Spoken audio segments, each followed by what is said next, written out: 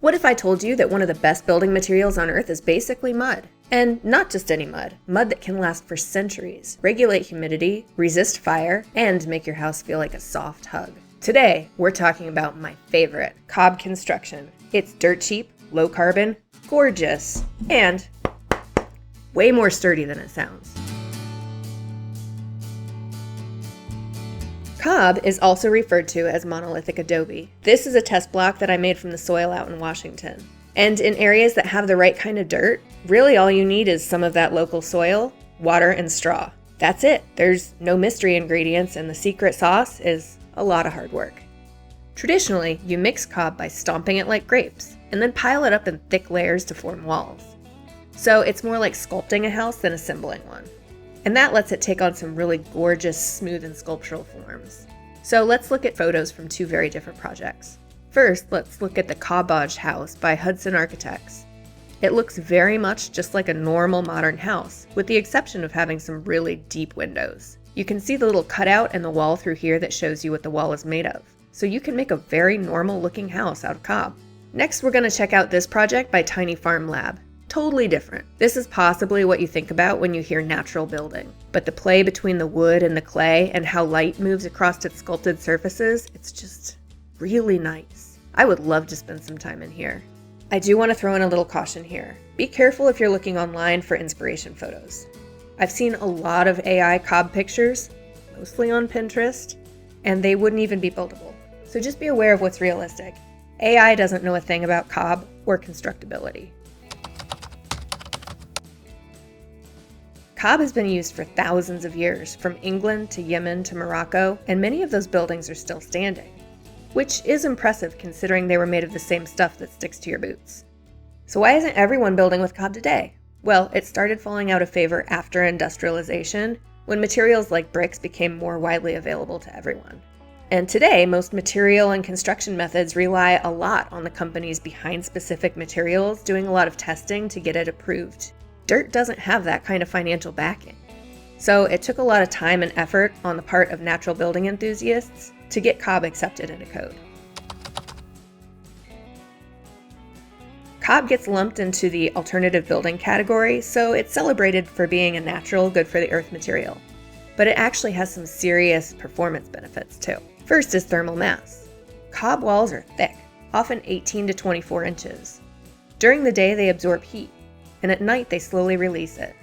This helps stabilize indoor temperatures, especially in climates with big day-night swings. So it works great in hot desert climates where the building can release heat during the cool nights. But please do note this is not the same thing as insulation. It's not a good insulator. We'll talk more about how to fix that in future videos. The second benefit to cob is resistance to lots of stuff. First, cob doesn't burn. It's mostly soil.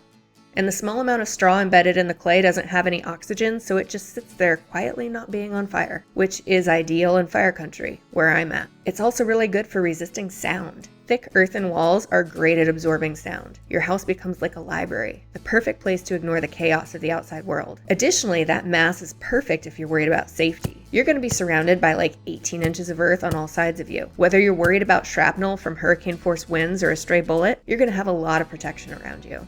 The third is vapor permeability. One of cob's superpowers is that it's vapor permeable, which means that it can absorb and then release moisture without trapping it inside your walls. Modern buildings use a lot of impermeable materials, which means that once water gets trapped in your wall, it has a really hard time getting back out. Cob does the opposite. It lets walls breathe. Now, as an architect, I actually usually hate that terminology.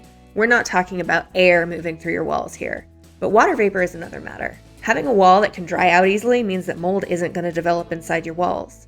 So cob homes normally have fantastic indoor air quality and also really comfortable humidity. And finally, repairability. And this one is huge in my opinion. I've lived in places after a hurricane, and it's always really hard to find building materials and contractors available when everyone has been devastated by the same event. Everyone around you is also trying to fix their damaged home. Can you imagine having a home with walls that you already built yourself and that you can repair with just a few handfuls of local soil? That would be amazing.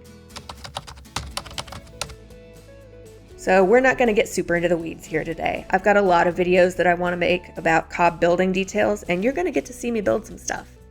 There are a couple things that I wanted to call out though. you can now get a permit for cob building in most areas of the United States. Cob was adopted as an appendix to the 2021 International Residential Code. Now, it is just an appendix, which means it's optional for places to adopt. But having it in there gives this type of construction a lot more validity in the eyes of building departments. And personally, I've seen a huge explosion of natural building in my area. And honestly, I'm sure that other areas of the world are way ahead of us here. So if you're trying to push the envelope for building materials in your area, it's not as impossible as it once was. I'd recommend buying a copy of the AU Appendix, which is the Cobb Appendix at the end of the IRC, scheduling a meeting with your local plan reviewer, and then having a friendly chat. Maybe your project is the one that starts opening doors for alternative building in your area.